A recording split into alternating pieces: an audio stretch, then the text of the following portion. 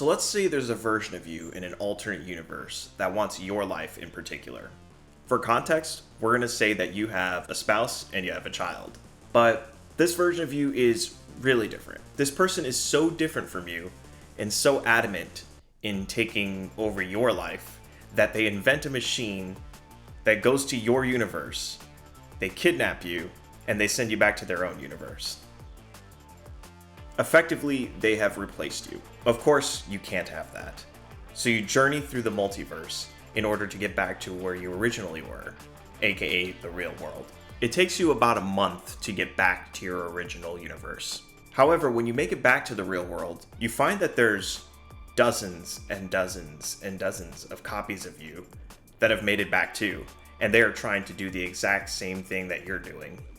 These copies of you are exactly the same in terms of experience, thoughts, all that sort of stuff, with the only difference being that within the past month, their journey through the multiverse was just a bit different from yours.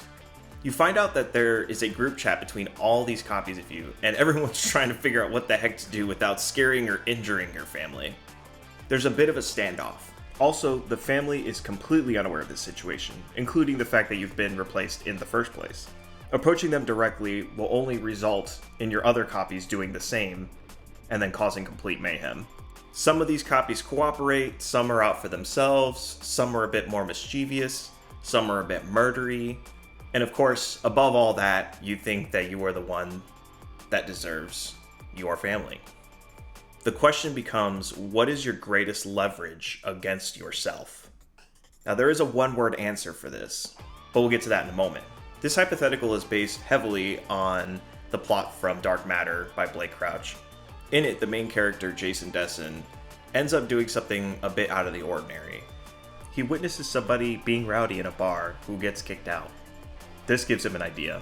After sleeping it off the next day, he realizes that this is a perfect opportunity for him to get in contact with his wife. And the way he does that is by simply walking into a restaurant, smoking in the restaurant, and causing a bit of a scene. He promptly gets arrested.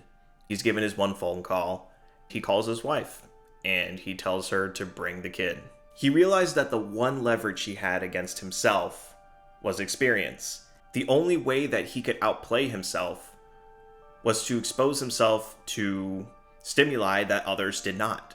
So in this case, he witnessed a bar fight and realized that this was a perfect opportunity to use it as an idea and then go and commit a crime himself so that he can get picked up by his wife.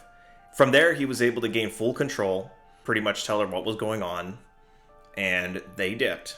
I won't spoil the rest of the book because it doesn't really pertain to this conversation, but I really enjoyed it, so definitely recommend reading the rest of the book or just any of the book. At the time of reading this book, this seemingly simple concept was a game changer in a lot of ways. It told me that if I wanted to improve as an individual, then interesting and unique experiences were the key. It's also a great tactic when somebody at a bar gives you a hypothetical for competing with yourself.